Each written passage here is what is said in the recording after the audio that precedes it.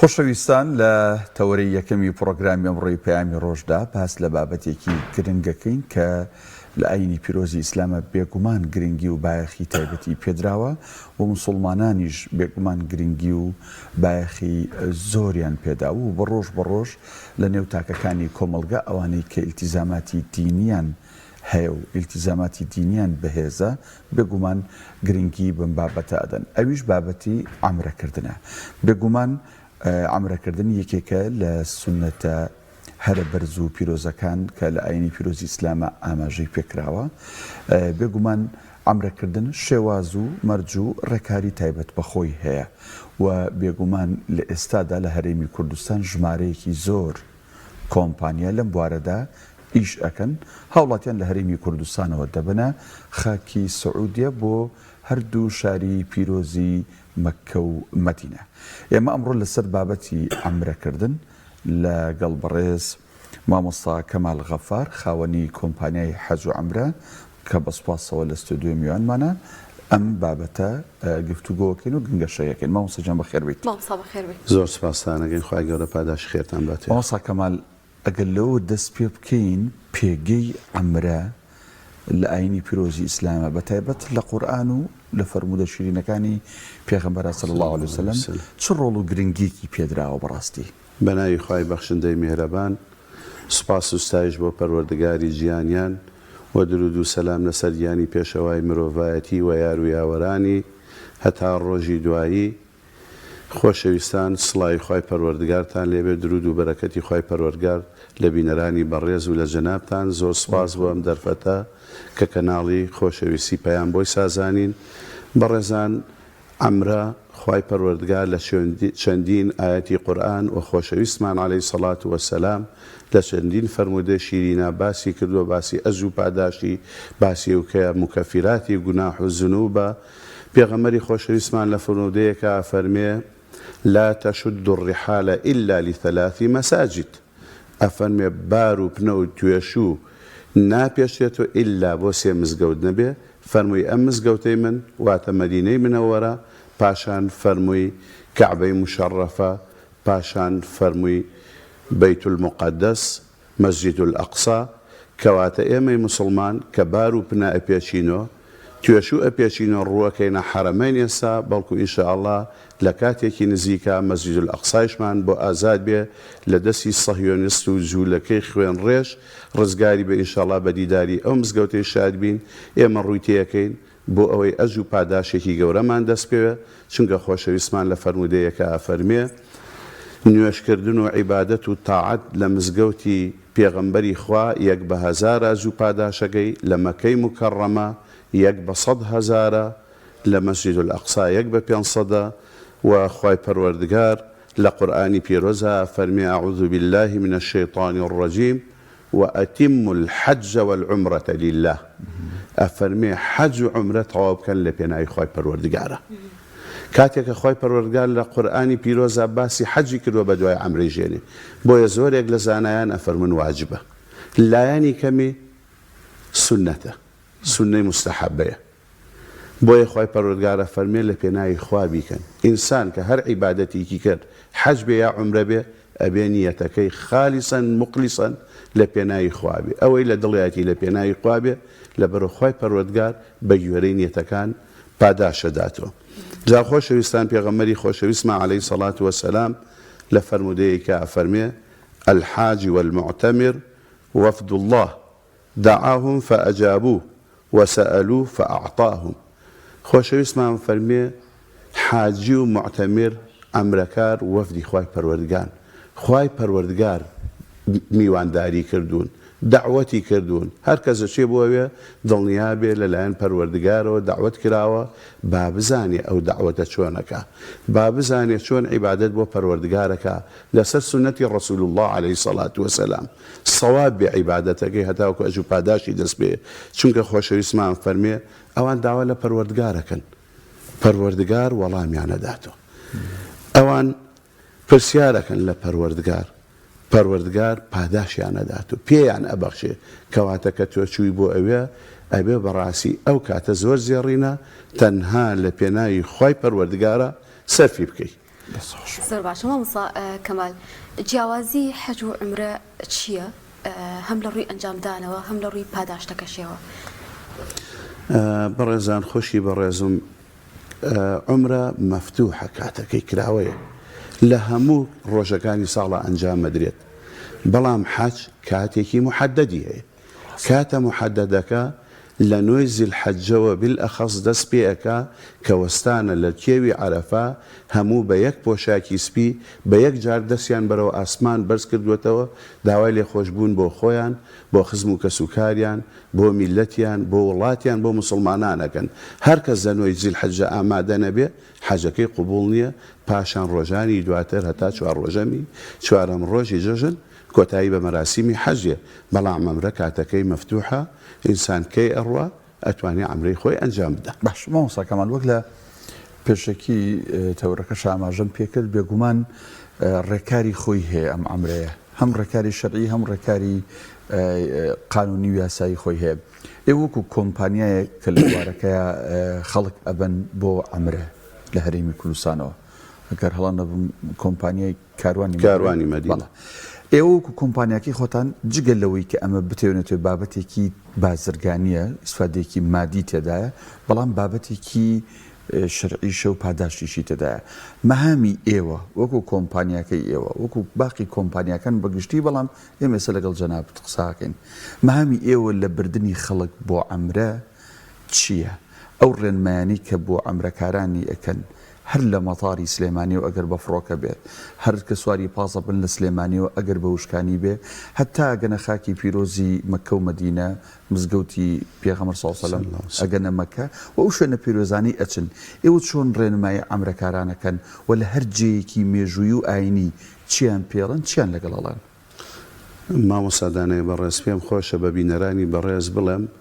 ئەوەی سوپاسی خواکەنەوەی من لێرە کە وعدیان پێدەم سوپاس و ستایش بۆ پەروەردگار لەوێ بە زیاد بۆیانەکەم چونکە ئەو کەسانی کە ئێ بۆ لای تۆ زۆربەی زۆری یەکەم جارێتی نەشارەزایە چاوەڕێی دەستی خاوەن کۆمپانیاکانە لەوێ خزمەتی بکە لەوێ ڕێنمایی بکە لەوێ بیباتە شوێنە پیرۆزەکان لەوێ عەمرەی پێ ئەنجامدا لەوێ بتوانێت کە ئیسفادەیەک لە ڕێنمایەکانی خاوەن کۆمپانیا و مرشید و مشریفەکەی بکە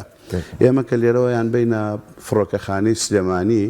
سەرەتا من لە فڕۆکەخانەی سلێمانی هەموو جار 3 دقە بۆ 4 دقە لە ئاخر ساڵاکە کۆ ئەبنۆ هەندی ڕێنمایان پێدەم یەکێک لەوانە تکایەڵێم ئێمە میلەتی کوردین ئێمە بەناوبانگی لەناو میلەتە بە ئەحفادی سەلاحەدین نەوەی سەلاحەدین بە تایبەتی لای برایانی عەرەب ڕێزیەگیراوین ئەڵێن ئەنتم ئەحفاد سەلاحەدین ونحن نفتخر بكم الله ونوي صلاح دينا إما شانازيتان بيوكن لبروا قبلي يكمي مسلمانان كقدس الرزقارتان كردوا جاء بي إما أو ريزو باي خومان بباريزين بوي كالرساو قانون كاني مطار ولاتي سعودية جيب كين بيهمني بلا سرخو بسرا إيش كاني خومان جيب كين يشيك لو زور جرنجلاي من لو رين معنا بعمركاراني خوشويسي بڵێم تەعاونە هاوکاریە ئێمە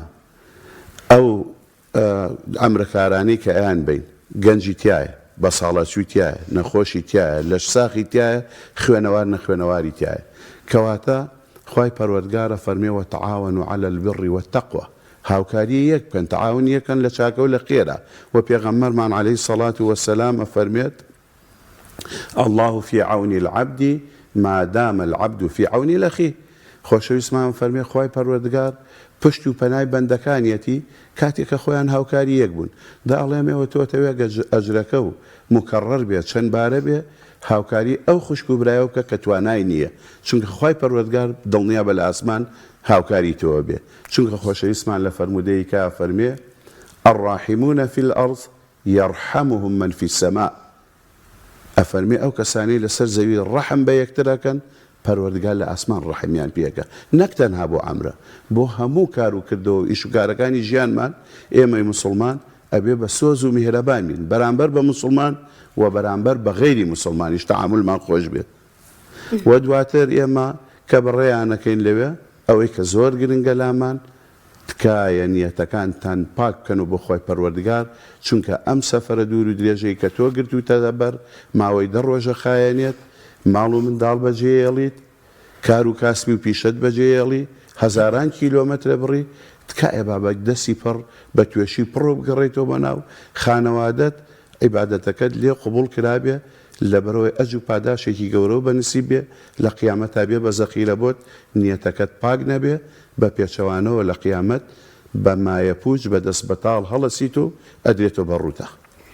مامۆستا کەمال دوو بابەت هەیە یەکەمیان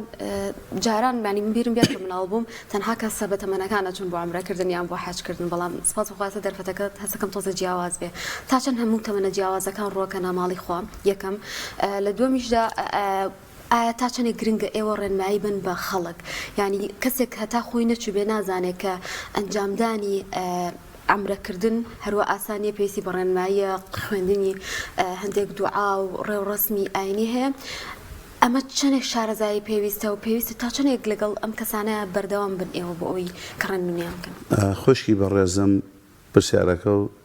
دقیق و جوانە دەست و خۆش بێت جاران بە تایبەتی هەر خەڵکی پیر تەنها بۆ حەج چوو نەک بۆ ئەمرێژدا تەمەنی مناڵیەما لە بیرمانە بەڕاستیەوە تەسەورێکی هەڵە بوو خەڵک تێ نەگەیشت بوولی ئەگینا ئینسان لە کاتی گەنجیە عیبادەتی باش بۆ ئەنجامەدرێ بالئەخەس حەج و عەمرە کەماندووبوونی تایە بەڵام سواس بۆ خوایسە ئاسان بۆ وەکو جاران نییە من یەک نمونە بۆ جەنابتان بگێڕمەوە ئەڵێن کاتی خۆی خەڵک لە کوردستانی ئێمە ڕۆشتووە نمونەی وا هەبووە کە ئێڵە مەم نمونەی زیندوو بووە پیاوێک کە بەڕێکەوتووە لێرە سیارەیش نەبووە کاتی خۆی بە پیادە یا بە وڵاق چەند مانگی پێچۆچووە بۆ ئەنجامدانی مەراسیمی حەج کە چووەتە ئەوێ مەراسیمی حەج تەواو بووە نوێی زیلحیجە تەواو بە کۆتایی پێهاتووە ئەم پیاوە فەقیرە زۆر خەفەتی خواردووە دوای وتی خوایە وعد بێ من ناگەڕێمەوە ئەمێنمەوە لێرە ساڵێکی کە ساڵی ئایندە حەج ئەنجامەدەم مۆبایل نەبووە وەسایلی پەیوەندی نەبووە پەیوەندی پچڕاوە لەگەڵ کەس و کار و ماڵ و مناڵە لێرە تەعزیان بۆ داناوە وتیوانە مردووە کاسپی کردووە بۆ مەبلەغە پارەکەمەی پێی بووە لە مەکەی مکەڕەمە تا ساڵی ئایندە مەوسیمی حەج هاتووە حەجەکەی ئەنجام داوە دواتر گەڕاوەتەوە بۆ ماڵ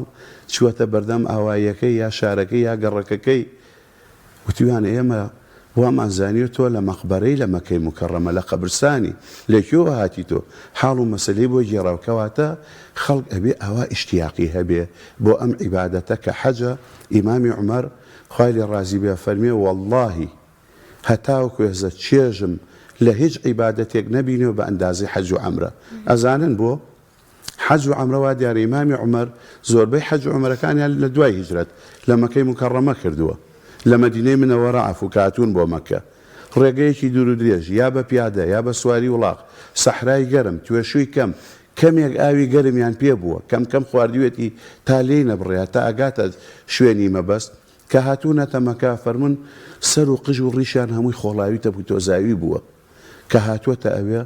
ئاوای وتووە ئەزاین بۆ وتوێتی چێژم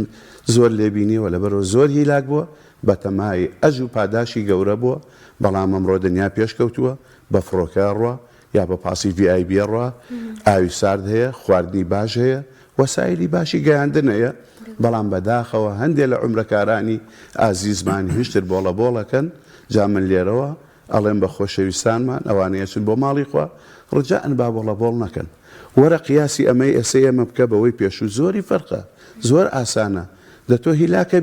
هیلاکەبی چاوەڕێی ئەجوو پاداشی گەورە بە هەموو ماندووبوونەکەش ئەکات بەڵام ڕەنگە بە وشەیەک بە مامەڵەیەک هەموو عەمرەکەی وایە ئەوەش کە جەناب و فەرمووی بەس بە تەمەن چوە گەنج دەچوە با گەنج بڕوا زیاتر ئیسپادەی لێکە من وەسیەتەکەم بۆ خوشک و برامە بە تەمەنێک کە توانای جوڵەی نییە ئەبێ بە ئەرک بۆ کەسوکار و دەوروبەری کە ئیبا لەگەڵ خۆی یا خۆی زۆر هیلاک و نیگەران و ناڕەحەتە بێ تووشی نەخۆشە بێ نەڕوا باشە چونکە سەحابیەکە هات بۆ لای پێغەمبەری خۆشەویست عەلەیهی سەڵات وەسەلام فەرمووی ئینە ئەبی شەیخەن کەبیرەن فەرمی باوکم پیاوێکی بەتەمەن و بە ساڵات چووە نەمردووە حەجی بۆ بکەم فەرمووی پێغەمبەری خوا ساوسەم حەج و عومرەیشی بۆ بکە ئەو پرسیاری حەجی کرد بەتەنها بەڵام خۆشەویستمان فەرمووی حەج و عومرەیشی بۆ بکە کەواتە نەک هەر بۆ مردوو بۆ کەسێکی بە ساڵات چووی نەتوانێت لە جێی خۆی بجوڵێ یا نەخۆشی سەر جێگە توانی ئەمرەی بۆ بکە کە کوڕەکە دەتوانێت ئەمرەت بۆ بکە خۆت بەو هەموو ناڕەحەتی پێویست ناگابی عوزر هەدێ خوای پەروەردگار ڕێگەی پێداوی باش ئەو سەر کەمال ئەوەی جەنابەت باست کرد ئێستا هەموو بابەتەکان فراهەم کراوە بەڵام نابێ ببێتەمای ئەوەی کە کۆمپانیای کەمتەرخەم بێ بەرامبەر گەشتیاران و ئەمرەکارانی خۆی لەوەی کە بڵێ هۆنیاخان بڵێ وەڵا خزمەت گوزاری نییە نان نییە ئاو نییە چ زانم وەک پێویست ئوتێل وەک پێویست ئەو بابەتانێکی بڵێ ئێوە سەبر لەسەر ئەمە بگرن پاداشتانە بێ ئەبێ ئەمە بەلایەک بێ لایەکی دیکە ئەم گەشتیارە ئەم ئەمرەکارە بێگومان پارە ئەدا و ئەبێ ئەم کۆمپانیایە بە ئەو پەڕی جوهد و ماندووبوونی خۆی خزمەتی کانی مەبەستمێ ئەم قسە ببێتە مبەڕیر وێگە کۆمپانیەکان کەمتەر خەمیەکیان کرد ئەمرەکار لەسەر مافی خۆی نێتە جواب ئەمە با بخینە ولاوە بەس پرسیاری پێشوو وەڵامت نایەوە وتم ئێوە کاتێکە گەنە مەکە و مەدینە خاکی پیرۆزی ئەو دوو شارە بێگومان کۆمەڵک مزگەوت کۆمەڵک شوێنی ئاینی و مێژوو هەیە ئێوە ئەمرەکارانی بۆ ئەبن چۆن کۆمپانیەکانی گەشتیاری کاتێک گەشتیارە بنە وڵاتانی دیکە ڕێبەریان لەگەڵایە شوێنەکانیان پێناسێنن ئەگە مێژوویەکی هەبێ مێژوەکەی بۆ باسەکە ئەمە بۆ ڕوویداوە ئەمە بۆ لێرە ناوی ئەوەیە ئێوە وەکو کۆمپانیەکانی عەمرە و حەج و عەمرە کاتێک ئەمرەکارێکە بەنا ئەو شوێنە پیرۆزانە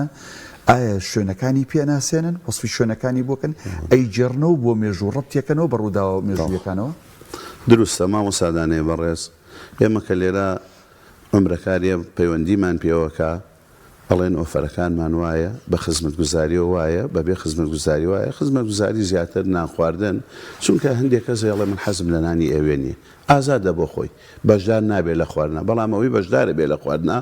ئێمە ئەرکی سەرشانمانە خزمەتی بکەین بەوەی کە وعدمان پێداوە لەوێ زیاتری بۆ بکەین وەڵا بەڵام من یەک تێبینیم هەیە لەم شاشە بەڕێزی جەنابتانەوە بیگەێن بە هاوڵاتیان خواردنی هیچ شوێنێک وەکو خواردنی ماڵی خۆت نییە چونکە من هەموو جارۆ تێبینی ئاڵم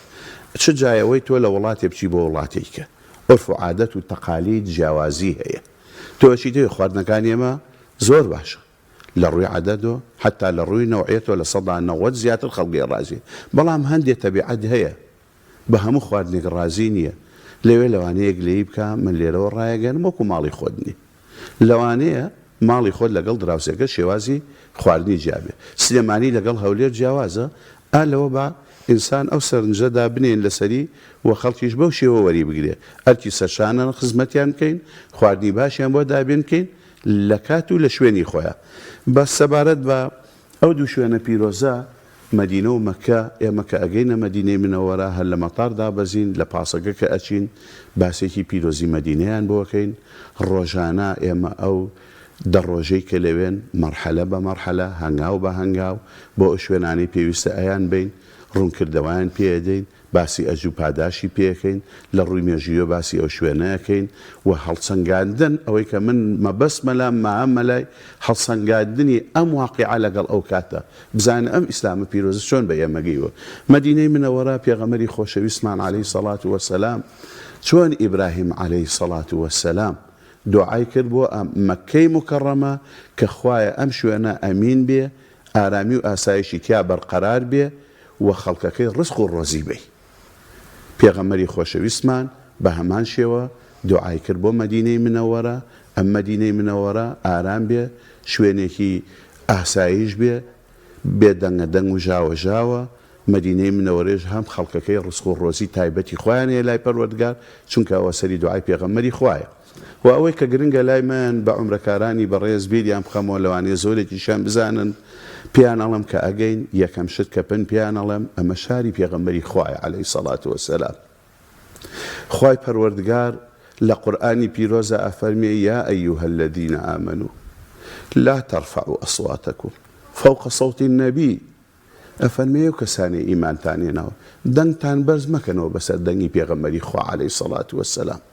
ئەوە کاتێک بوو کات سەحابیەکان لە دەوری پێغەمبەری خوا بوون عەلەیهی سەڵات وەسەلام دەنگیان بەرز کردووە لەسەر مەوزوعەیە خوای پەروەردگار لەسەروی 7 تەبەقی ئاسمان ئەم ئاەتە پیرۆزەی ناردە خوار هەتا ئێسش کاریگەری هەیە لەسەر مەدینەی منەوەرە چونکە جەستەی پیرۆزی ڕەسوول اللهی تایە عەلەیهی سەڵات وەسەلام بۆیە ئەچی شارێکی هەیە من ئارام بێدەنگەدەنگ وەرە مقارنەی کە بە مەکەی پیرۆز لە ڕووی پیرۆزیەوە مەکە پیرۆزترە لە مەدینە بەڵام لە ڕووی ئارامیەوە مەدینە ئارامترە بێدەنگترە ئەچیتە مەکە لەوانەیە ژاوەژاو هەیە دەنگەدەنگ هەیە بەڵام مەدینەی منەوەرە ئارامە، جەستەی ڕەسوول اللهی تایە عەلەیهی سەڵات وەسەلام. شەرمە بۆ کەسێک لەوێ دەنگ بەرز بکاتەوە بەسەر پێغەمبەری خوا عەلەیهی سەڵات وەسەلام کە خوای پەروەردگار فەرموویەتی دەنگ بەرز بکەنەوە بەسەریان. ئێمە کە ئەچین سەرەتایان بینە مزگەوتی پێغەمبەری خوا عەلەیهی سەڵات وەسەلام، ئەو مزگەوتەی کە پێغەمبەری خوا عەلەیهی سەڵات وەسەلام لە دوای هیجرەت بنیادینا بەدەست و شان و بازووی مبارەکی خۆی لەگەڵ سەحابیەکانە خشتی قوڕیان بۆ بڕی، دیواریان بەرز کردو، سەریان کرد بە دارخورما، عیبادەتیان تیا کرد بۆ پەروەردگار. ئەم شوێنەیە کە تۆ خوای پەروەردگار فەزڵی خۆی پێداوی نواندووە لەگەڵ و بەخششی خۆی نواندە لەگەڵ و تۆ چیویتەوێ دڵنیا بە مەدینەی منەوەرە هەموو یادەوەری ڕەسوول اللهی عەلەیهی سەڵات وەسەلام. تۆ ئەچیت هەنگاوێکە نێجی هەنگاوەکانی پێغەمبەری خوا دڵگرتووە عەلەیهی سەڵات وەسەلام، سوژدەیەکە بەی سەر چووەتە جێسوشتەی پێغەمبەری خوا